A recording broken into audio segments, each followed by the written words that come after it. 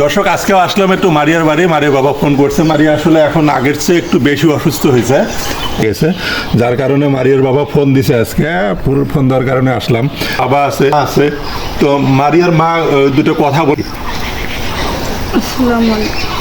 আমার বাচ্চাটা অনেক দিন থেকে অসুস্থ, কিন্তু আমি কিছু করতে পারছি না। আমার বাচ্চাটার জন্য আপনারা দোয়া করেন। খাইতে পারে না, ও ঘুমাইতে পারে না, ওর অনেক কষ্ট, পেটের মধ্যে জ্বালা যন্ত্রণা করে।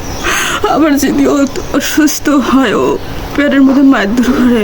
ও বলতে চায় যে ওর পেটের মধ্যে কত কষ্ট, কিন্তু আমি তো একটা মা, আমি তো আর সহ্য করতে পারছি না আমার বাচ্চাটার কষ্ট। কিন্তু আপনাদের কাছে অনুরোধ, আমার বাচ্চাটাকে একটু সাহায্য করেন। আমি চাই যে আমার বাচ্চাটা সুস্থ হোক।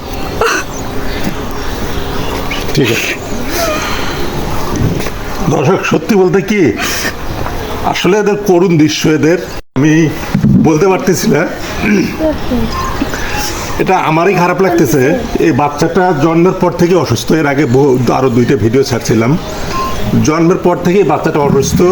আজকে এই যে এই বেচারা আছে, উনি একমাত্র হাতের উপর খায়, মিস্ত্রি কাজ করে খায়, মানে রাজমিস্ত্রি কাজ করে খায়।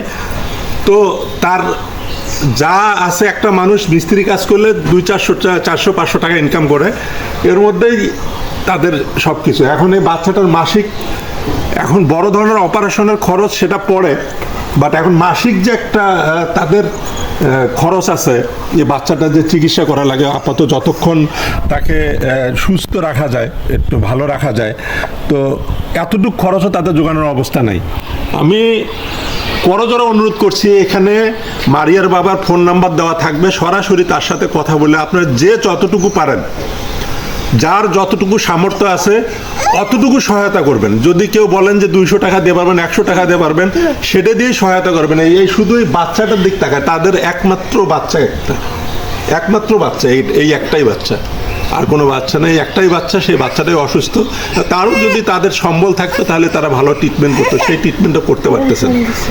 তো আমি সবাইকে সবার যে আমি বলতে পারতেছি না, আমি নিজেকেই খারাপ লাগতেছে। আজকে তৃতীয়বার এখানে আসা, আমার নিজেকে খারাপ লাগতেছে। এই বাচ্চাটার জন্য অন্তত আপনি যদি আর্থিক দিয়ে সহায়তা করতে না পারেন, অন্তত একটা শেয়ার, একটা কমেন্ট করে শেয়ার করেন। যদি আপনার একটা শেয়ারের মাধ্যমে একটা ভালো ব্যক্তির কাছে পৌঁছায়, একটা বিবেকের ভর্তি অর্থ সামর্থ্যওয়ালা লোকের কাছে পৌঁছায়, সে হয়তো যদি একটু সহায়তা করে, তাহলে এই পরিবারটার জন্য অনেকটা উপকার হবে। অনেক না, মানে অনেক বড় উপকার হবে।